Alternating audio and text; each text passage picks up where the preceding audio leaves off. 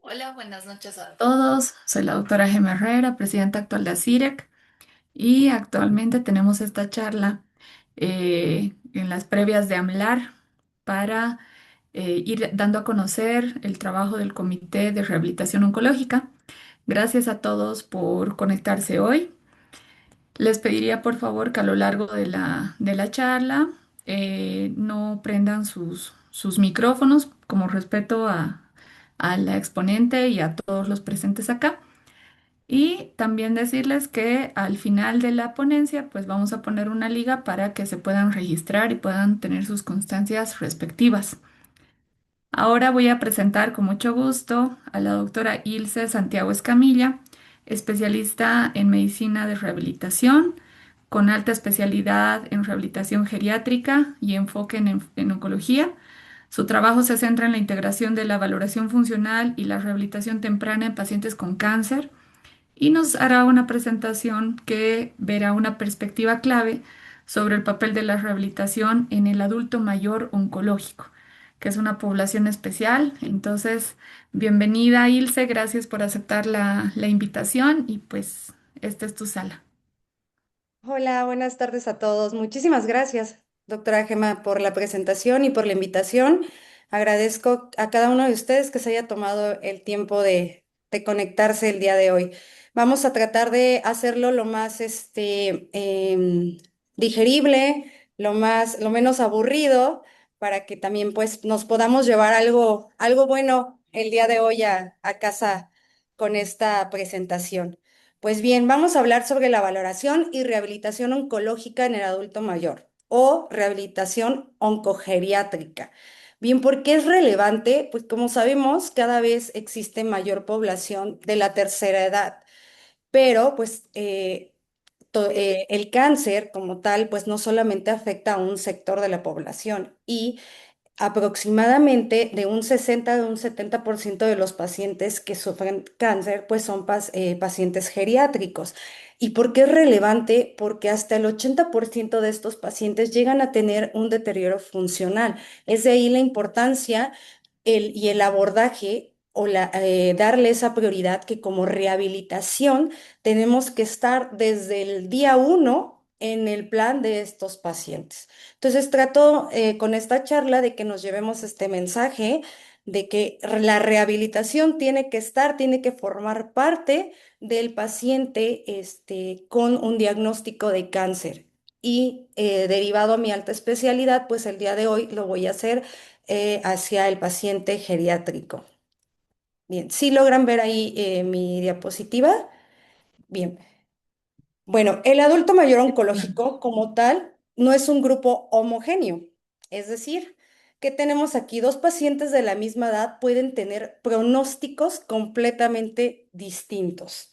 Vamos a ponerlo de manera muy fácil. Tenemos dos pacientes femeninas de 68 años de edad, ambas 68 años, ambas compañeras de trabajo, ambas diagnosticadas con cáncer cervicouterino.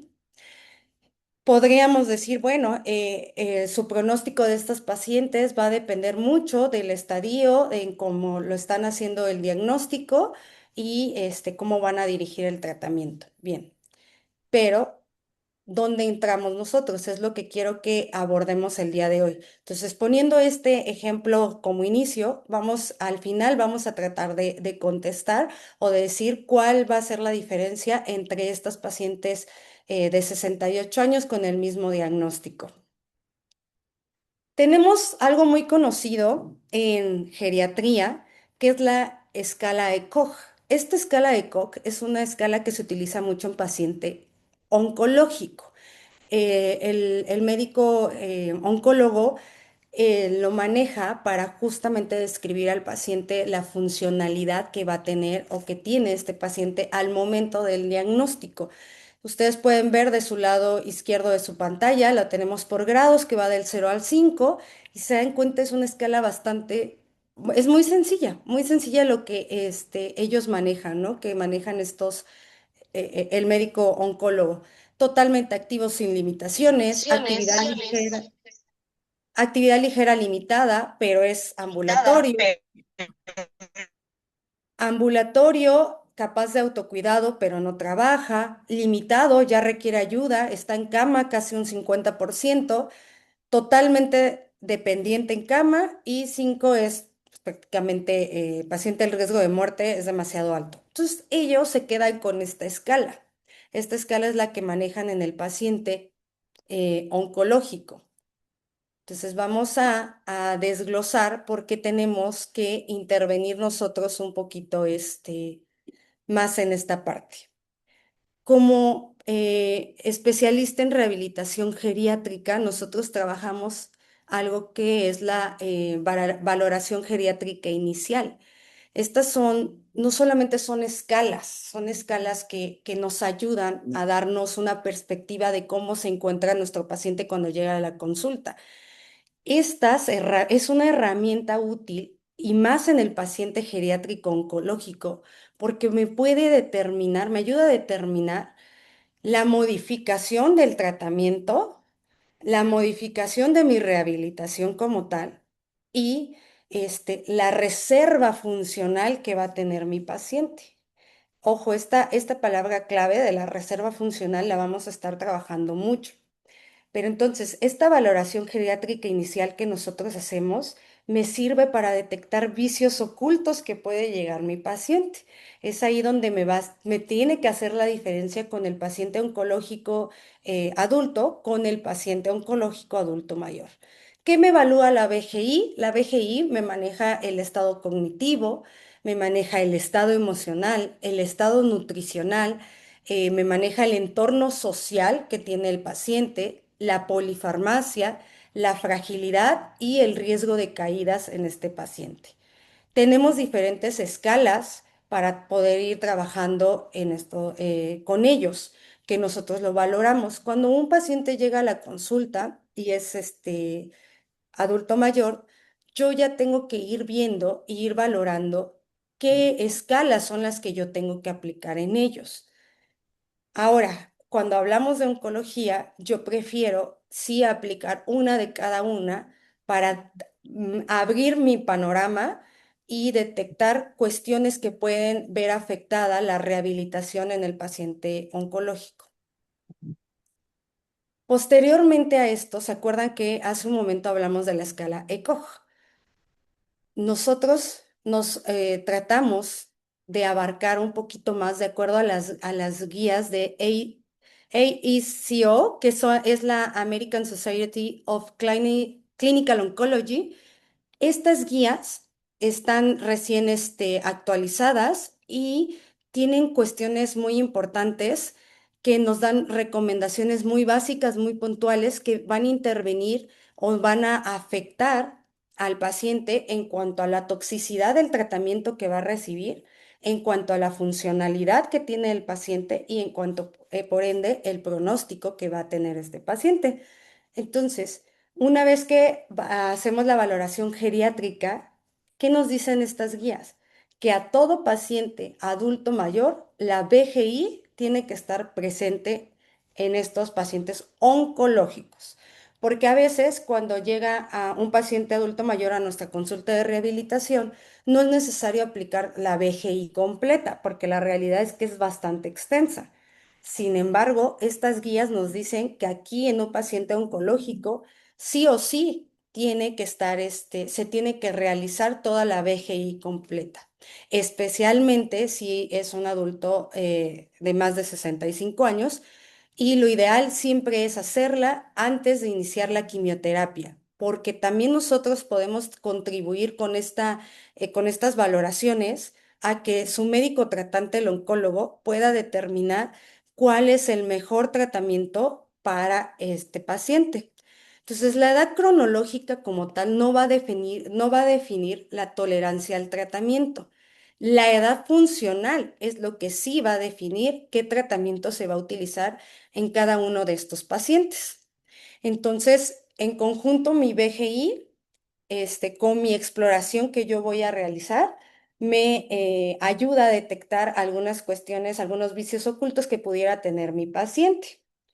¿Por qué? Porque me va a predecir la toxicidad de la quimioterapia, las probables complicaciones que va a presentar este paciente, y hasta la mortalidad que puede llegar a presentar. De acuerdo a esto, podemos hacer ajustes de quimioterapias, podemos y decidir el tratamiento en rehabilitación. Ahora sí, la reserva funcional.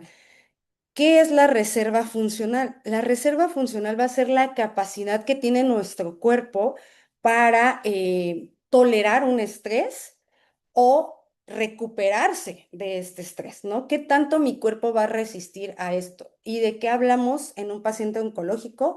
Pues del simple diagnóstico ya de un cáncer, que es ese es un estrés. Y segundo, le agregamos el tratamiento de esa patología. Entonces, la reserva funcional va a depender ¿de qué? De la masa y de la función muscular, de la movilidad que tenga este paciente, de la cognición, del estado nutricional, de sistemas fisiológicos, como aquí entra el cardiovascular, el respiratorio y el inmunológico. Entonces, tengo principalmente cinco bases de mi reserva funcional.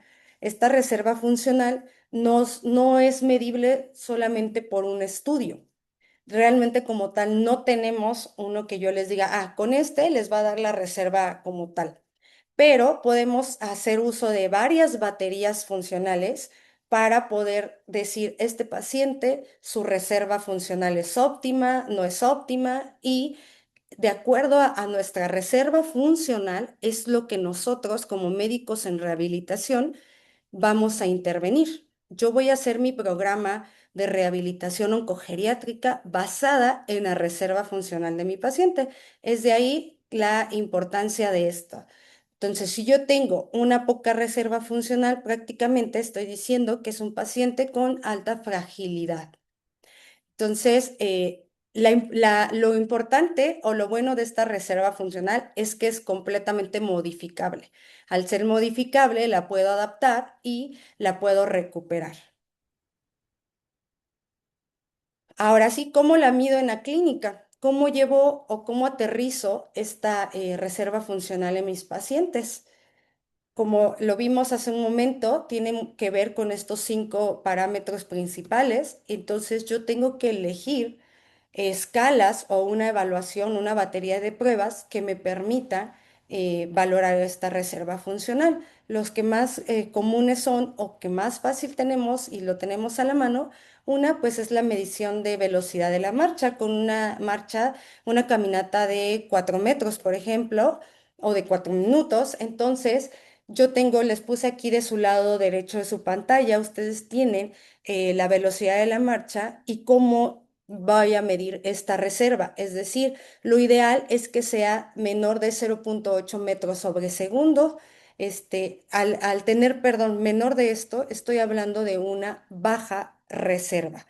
Entonces, les puse aquí en esta tablita de su lado derecho cómo voy yo a leer los resultados de estos pacientes. Ya le hice la prueba de la velocidad de la marcha, ahora sí, cómo lo interpreto y cómo lo llevo yo a la clínica. Tengo mayor o igual de 1 metro sobre segundo, es una reserva normal o tengo una buena reserva funcional. Si yo tengo de 0,8 a 0,99 metros sobre segundo, es un riesgo intermedio de este paciente.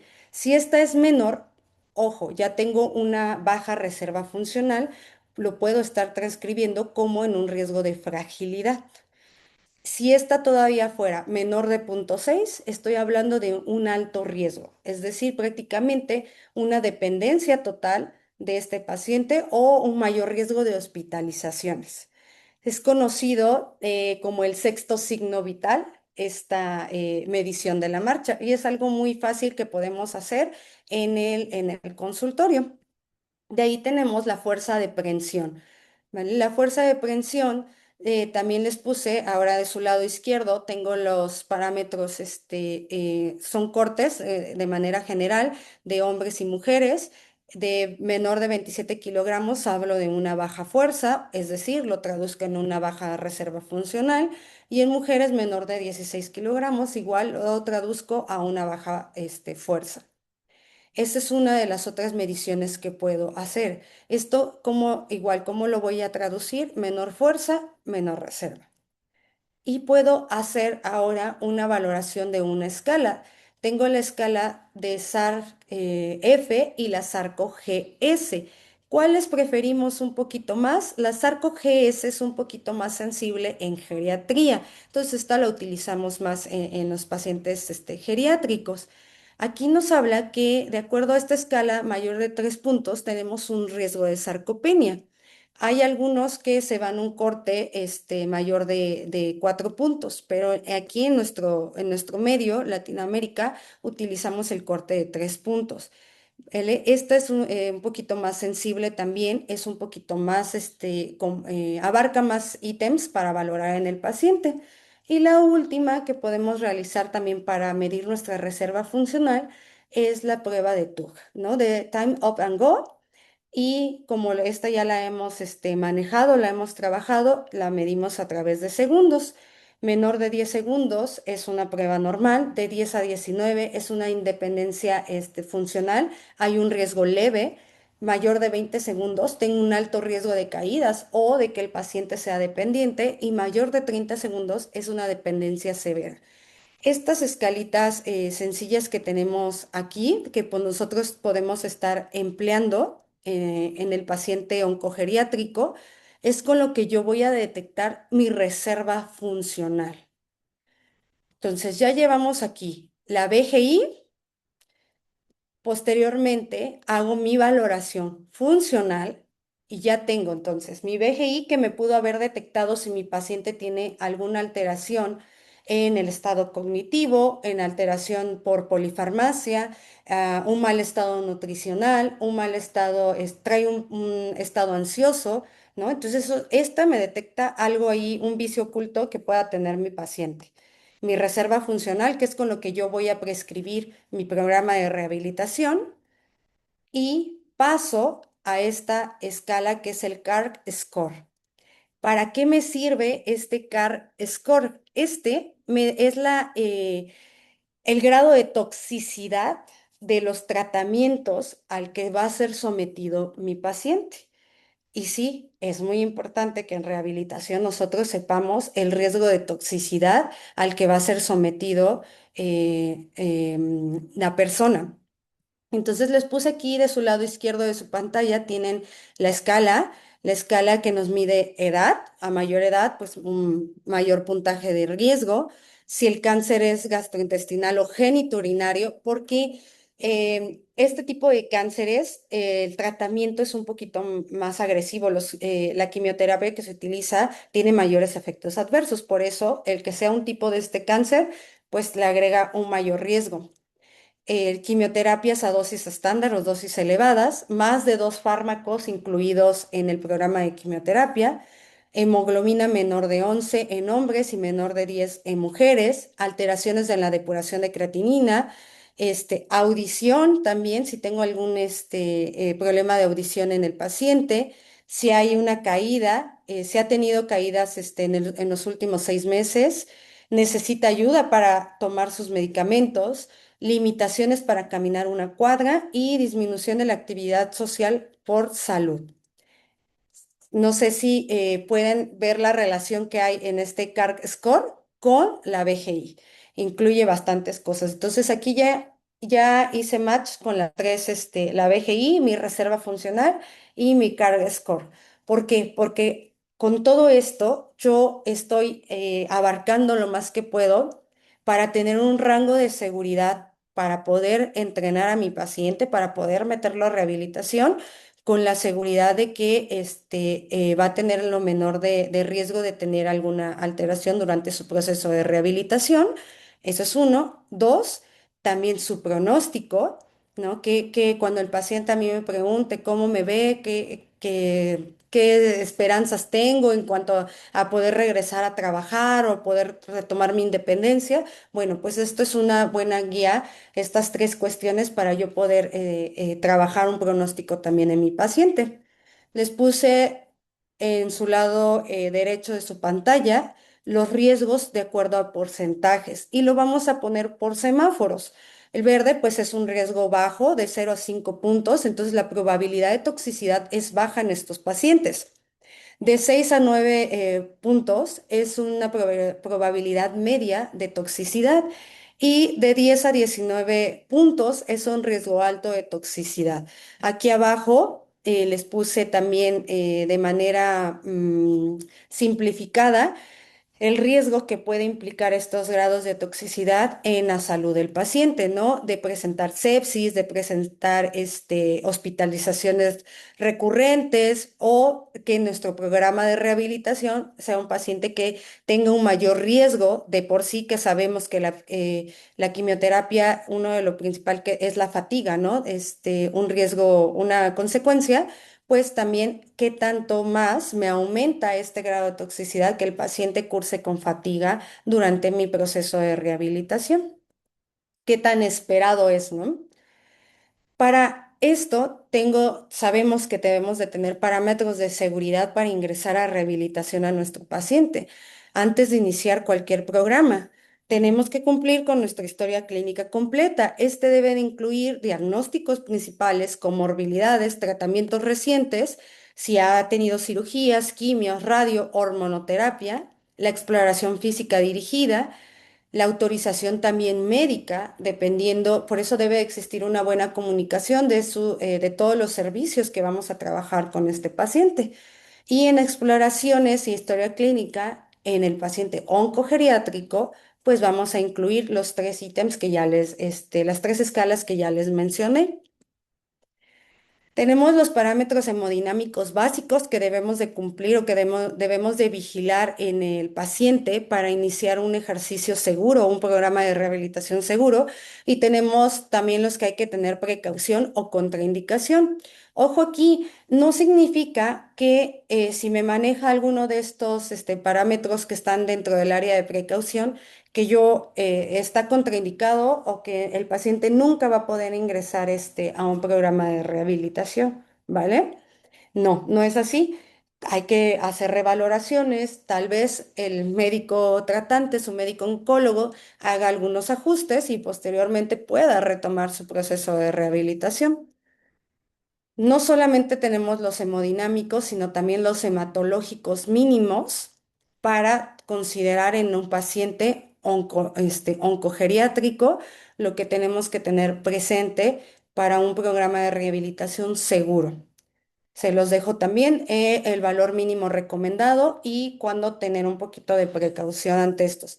Los hematológicos, los que tomamos en cuenta principalmente es la hemoglobina, las plaquetas, neutrófilos y aquí le agregué también lo que es la glucosa capilar.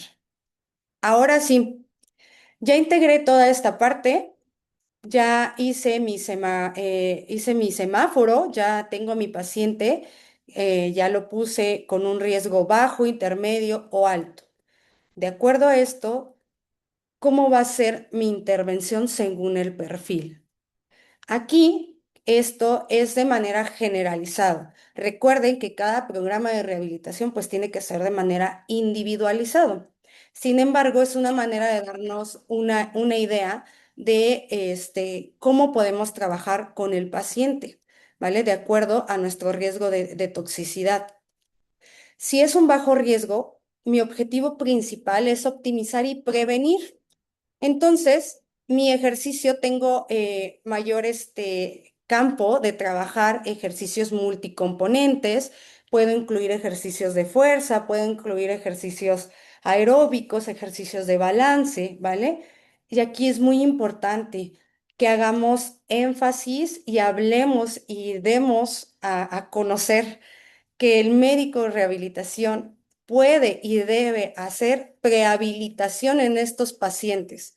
¿Por qué? Porque esto me puede cambiar mi reserva funcional. Y al cambiarme mi reserva funcional, puedo yo modificar el camino de esa patología de la cual va a ser tratada. Entonces, por eso, en esta parte, sí me gustaría que eso no nos lleváramos, ¿no? Y que lo pudiéramos compartir con el resto de nuestros compañeros, el que tenemos que empezar a intervenir más en la prehabilitación del paciente para mejorar las reservas funcionales del paciente oncológico y en este caso, pues oncogeriátrico. Entonces aquí puedo trabajar fuerza, aeróbico, balance, puedo meter más sesiones por semana, ¿vale? Entonces tengo una bandera verde en este caso. Luego, mi intervención según mi paciente que puede ser vulnerable, tengo un riesgo intermedio, ok. ¿Cuál puede ser uno de mis objetivos aquí? Evitar el deterioro, mejorar la reserva funcional aquí. Tengo que detectar cómo está esa reserva funcional, mejorarla. Mi intervención puede ser por medio también de fuerza progresiva, entrenamiento de marcha, balance, entrenamiento funcionales de las actividades de la vida diaria. Y aquí clave, tengo que hacer énfasis y poner atención y derivar, si es necesario, la nutrición, ¿vale? Para contribuir y mejorar esta reserva funcional que va a ser uno de mis objetivos. Intervención en un riesgo alto, que es un riesgo frágil como tal. Aquí, ¿qué busco o cuál va a ser mi objetivo? Evitar complicaciones, pero mantener la funcionalidad lo mayormente posible. Tiene que ser aquí un ejercicio supervisado y principalmente es de baja intensidad. ¿Por qué? Debido al alto riesgo que tiene este paciente de presentarme alguna complicación debido a la toxicidad del tratamiento que está llevando. Entonces, me centro en mantener la función de este paciente. Trato de conservar la energía en ellos, manejar la fatiga principalmente y siempre puede ser la intervención interdisciplinaria en ellos. ¿Qué busco o qué voy a intentar aquí? Reducir hospitalización y un evento grave. Ahora, ¿puedo hacer ajustes de rehabilitación según mi escala de toxicidad? Sí, la toxicidad puede cambiar. Mi CAR score puede ir cambiando si el médico tratante, que es un médico oncólogo, determina que el tumor no está siendo tratado de manera adecuada con el primer tratamiento o no respondió como debería, puedo yo tener cambios y yo puedo hacer ajustes en esta escala para modificar mi algoritmo de tratamiento en el paciente oncogeriátrico. Siempre que voy a buscar, pues evitar complicaciones, ¿no? Y mantener lo más posible lo que son la funcionalidad en ellos. ¿Qué voy a intentar? Mejorar la fatiga, mantener o superar mi reserva funcional. Y para esto puedo volverme a plantear mi algoritmo para la prescripción de ejercicio. ¿Cómo va a ser mi BGI nuevamente? Ver mi reserva funcional, si es óptima, es intermedia o está reducida. Posteriormente volver a hacer mi carga score, ver si mi riesgo es bajo, recordar que es de 0 a 5 puntos, el intermedio de 6 a 9 y el alto mayor de 10. Y de acuerdo a esto, ir haciendo un cambio o agregando, quitando entrenamiento, dependiendo lo que yo necesite con cada paciente de acuerdo al acompañamiento que yo necesite en ellos. Hay unas guías que es la PSMR. Más adelante se las puedo anexar o quien guste me puede mandar un mensajito y se las puedo hacer llegar. Ellos proponen que el médico en rehabilitación ya no se interconsulta solamente después del tratamiento, sino sus guías de ellos es desde el día uno de la sospecha, inmediatamente se empieza con el entrenamiento para la reserva funcional. Posteriormente, que se inició la quimioterapia, se hace el cambio del programa de rehabilitación. Durante este proceso de quimioterapia se le da seguimiento aproximadamente cada 3 o 4 semanas por el médico fisiatra hacer una valoración y ir haciendo los ajustes que ya les había aquí como sugerido para ir mejorando al paciente su reserva funcional y posteriormente del tratamiento, ahora sí nos centramos también a trabajar las complicaciones o secuelas que haya dejado esta patología. Entonces, en rehabilitación oncológica también es muy importante saber cuándo detenerse. Es como tan importante como saber cuándo tengo que progresar yo mi programa de entrenamiento. Para eso les pongo aquí los criterios de suspensión también en rehabilitación. Em, Dice una pregunta, ¿incluso durante la quimioterapia debe continuar con fisioterapia? Sí. Sí, de hecho sí, nosotros tenemos que hacer el acompañamiento a nuestro paciente y por eso precisamente tenemos la CARG Score. Esta es la que yo describo, el grado de toxicidad que va a tener ese paciente y de acuerdo a eso es como hago mis, programas también de rehabilitación, de acuerdo a esta toxicidad que puede presentar. Entonces hago este acompañamiento sí o sí al paciente, siempre. Entonces, los criterios de suspensión de rehabilitación es ¿cuándo puedo continuar? Pues cuando el paciente está estable. Siempre que el paciente esté estable, yo continúo. ¿Cuándo voy a ajustar? Cuando tengo alguna alteración de la presión arterial, sobre todo elevaciones de 140 sobre 90, tengo neutropenia, tengo fatiga o dolores severos, ¿vale? Aquí hay que evaluar el contexto y el protocolo. No es necesariamente suspender, por eso lo está en amarillo, porque es hacer un ajuste. ¿Cuándo sí es recomendable suspender? Cuando tengo presiones arteriales mayores de 180 a 100, menores de 90 a 60 de presión arterial, frecuencia cardíaca mayores de 120 o menores de 50. Pero ojo, aquí es hacerlo de manera individual porque hay algunos medicamentos de quimioterapia que por ende ya te alteran la frecuencia cardíaca. Ahorita les hice unas pequeñas, como guías de cuáles son las mayores neurotoxicidades o cardiotoxicidades de algunos medicamentos que se utilizan en la quimioterapia. Y saturaciones aquí menores de 90 por ciento o una disnea en reposo, ¿vale? Aquí es poner atención en estas alertas y saber cuándo tengo que suspender. Criterios de suspensión inmediata durante la sesión, ¿vale? Dolor torácico, el paciente está en terapia, pero presenta dolor torácico, presenta disnea, tiene palidez, mareo, visión borrosa, una disnea mayor de 5 puntos en una escala de Borg modificada, aumento rápido del edema o sensación de tensión en la extremidad, esto en pacientes que presenten linfedema o alguna arritmia detectada o de saturaciones considerables de más del 88%. Aquí tengo que poner atención y suspender en ese momento mi sesión. Estos eran de manera general de un monitoreo que hago de manera constante a mi paciente y esto es durante la sesión. Esto es lo que les comentaba, unas pequeñas así guías de efectos adversos más frecuentes del cáncer en sí mismo, como sabemos, cuáles son pues los síntomas constitucionales, el más común, la fatiga, caquexia, pueden presentar fiebres, el dolor, complicaciones específicas, dependiendo el tipo de cáncer, algunos pueden llegar a presentar compresiones medulares, metástasis, obstrucciones intestinales, alteraciones hematológicas como anemias, igual infiltraciones a lo que es medulares o sangrados y aparte de esto, el impacto psicosocial, ¿no? Efectos adversos más frecuentes de la quimioterapia a nivel de sistemas, los hematológicos, los gastrointestinales, los neurológicos, los cardíacos, renales y urinarios y los cutáneos y anexos.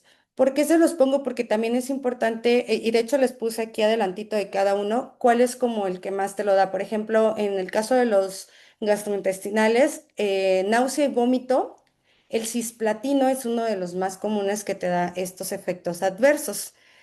Pacientes que están siendo tratados con fluoruracilo tienen frecuentemente diarreas, ¿no? Y por ende, pues el paciente puede presentar deshidrataciones de moderadas a severas.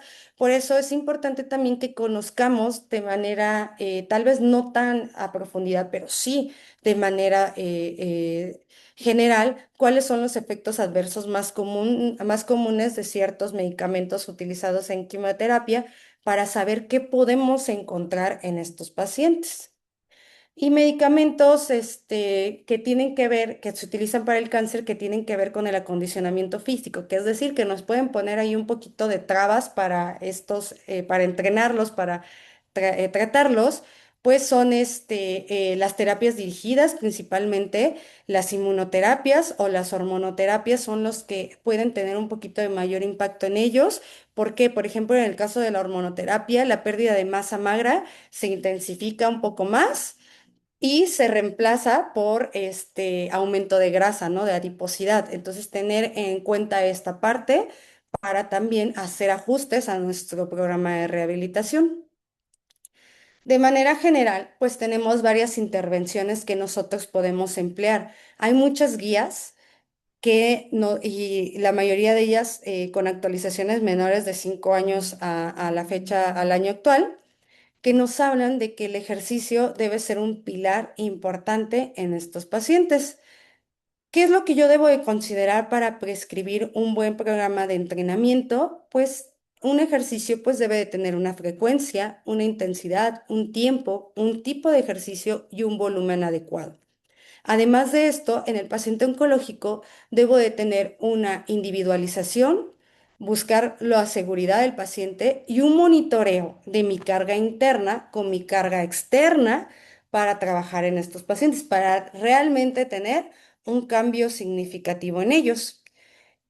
Tenemos directrices avaladas por ejemplo, la ACA en el 2009 y 2019, que fue su última actualización, donde ellos sugieren que hay que meter programa de entrenamiento aeróbico y entrenamiento de resistencia, que la frecuencia es de 3 veces por semana para el entrenamiento aeróbico y de 1 a 3 veces por semana del ejercicio de resistencia. Esto es de manera general. Les pongo también abajo las bibliografías en caso de que quisieran detallar un poquito más esta parte. Tengo aquí otra cuestión, de las guías también oncológicas de oncogeriatría. Ojo, puse sobre todo esta imagen porque justamente ellos aquí meten parte de la BGI y meten parte de lo que es la reserva funcional. Entonces, todos están trabajando, todas las guías nos trabajan sobre lo mismo. En el paciente oncogeriátrico, la BGI tiene que estar presente, la reserva funcional y ahora agregamos el riesgo de toxicidad. La ESMO nos habla también de que se debe fomentar como mínimo un 150 minutos de ejercicio a la semana, de ejercicio aeróbico, 2 días como mínimo de entrenamiento de fuerza, agregar también ejercicios de flexibilidad todos los días, ¿vale? No solamente quedarnos con ejercicio aeróbico de resistencia. Aquí ellos agregan y le dan un peso relevante a los ejercicios de flexibilidad. Tenemos la última actualización de las guías ACSM, son del 2022. Ellos recomiendan que el ejercicio aeróbico tiene que ser con una frecuencia de 3 a 5 días a la semana, con una duración aproximada de 20 a 40 minutos, con intensidades moderadas, correspondientes al 40 a 60% de su VO2 máximo, o una forma más fácil de una escala de 4 a 6 de la escala de Borg. En cuanto a fuerza, nos dan las recomendaciones que se deben de trabajar de 2 a 3 días a la semana, 1 o 2 series por cada grupo muscular. Flexibilidad lo debemos de incluir mínimo 2 días a la semana y equilibrio y control postural debemos de incluirlo diario o más de 3 días a la semana, esto trabajando ejercicios estáticos y ejercicios dinámicos en ellos. Otro también es el ejercicio terapéutico basado en evidencia en el paciente geriátrico. El objetivo aquí es mantener la función física, preservar masa muscular y ósea también, mejorando la tolerancia a los tratamientos oncológicos que va a llevar el paciente. También en ellos es lo mismo, trabajar ejercicio aeróbico, fuerza, flexibilidad, equilibrio y postural. Entonces vamos a lo mismo, todos tienen concuerdan que es lo mínimo que tenemos que trabajar en el paciente oncogeriátrico. En estos pacientes vamos a valorar o poner mucha atención en la fatiga, en los datos de neuropatía, en los datos de anemia o riesgo cardiovascular antes de iniciar, durante y posterior por el riesgo de caídas que esto puede condicionar a nuestro paciente adulto mayor. Favorecer aquí tal vez sesiones cortas, pero frecuentes. Priorizar actividades funcionales como es el levantarse de la silla, subir escalones, caminar con ayudas, ya sea algún auxiliar de la marcha, si es necesario meterlo, llámese bastón o andadera. Monitorear los signos de alarma que pueda tener el paciente oncogeriátrico. Esta imagen me gusta mucho, estas guías, porque ellos sí engloban aquí la importancia que trabajemos parte o bueno, más completa la BGI, lo que les había mencionado al principio, el estado funcional del paciente, si hay datos de ansiedad, si hay datos de depresión, si hay alteraciones del sueño y también el estado del hueso como tal. Ustedes aquí pueden ver cómo ellos ya lo engloban, lo meten en esa parte, le dan esa importancia, porque si yo en mi círculo, que es mi BGI, yo tengo un elemento que está fallando, ese elemento que tengo fallando, que puede ser en este caso mi alteración del sueño, me puede repercutir en todo lo demás. Es por eso que la rehabilitación geriátrica engloba al paciente como un todo. ¿Por qué? Porque si mi estado emocional está mal, muy probablemente me va a repercutir en lo que sigue, ¿no? En mi estado funcional. Y si mi estado funcional está también alterado, mi estado de sueño muy probablemente también va a presentar un deterioro. Entonces se vuelve un círculo vicioso. Entonces sí, es un poquito más laborioso o más tedioso, pero tenemos que realizar esta BGI, detectar cuestiones, vicios ocultos ahí con nuestros pacientes y tratar cada uno de ellos. Nos llevamos más tiempo, se hace un poquito más complejo, pero es importante sí poner como esta importancia en ellos. De manera simplificada, les dejo aquí la bibliografía científica menor de 5 años para uso de medios físicos. Recuerden que hay algunos que tenemos que evitar. Aquí les puse algunos medios de seguridad que tenemos que tomar en cuenta con estos pacientes, cuando sí, cuando no utilizarlos. Uno de los más seguros y que son modificables y que nosotros podemos ahí maniobrar bastante, pues siempre va a ser el ejercicio terapéutico. Ya para concluir, les dejo unas perlas clínicas para los médicos fisiatras que yo considero que es importante, como que la función predice más que el diagnóstico. Entonces, la capacidad de caminar de tu paciente de 4 metros va a predecir mejor la supervivencia que muchos biomarcadores.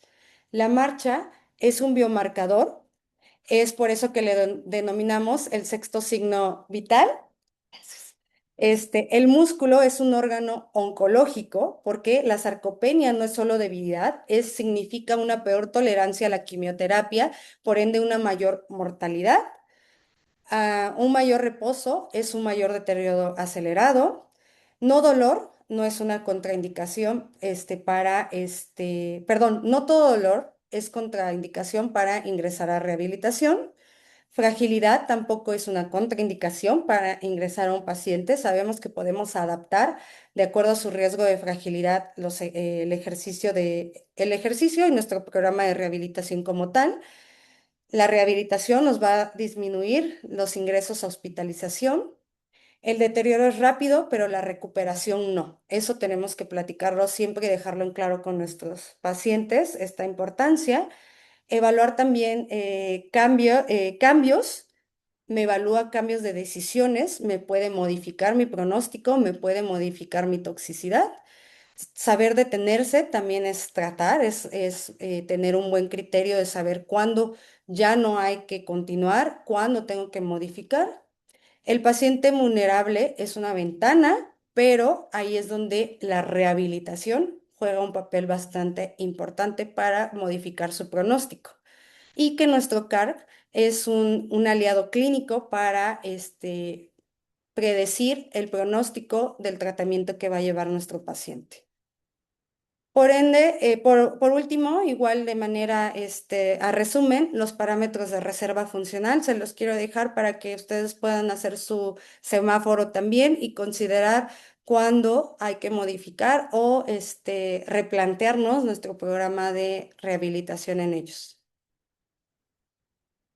Bueno, pues les agradezco mucho su atención. Espero poder haber abierto un poquito más la ventana del tratamiento y la rehabilitación en el paciente oncogeriátrico. Cualquier cosa, pues están mis datos. Si gustan que les envíe alguna información de la que trabajé aquí el día de hoy o la presentación, con mucho gusto lo puedo hacer.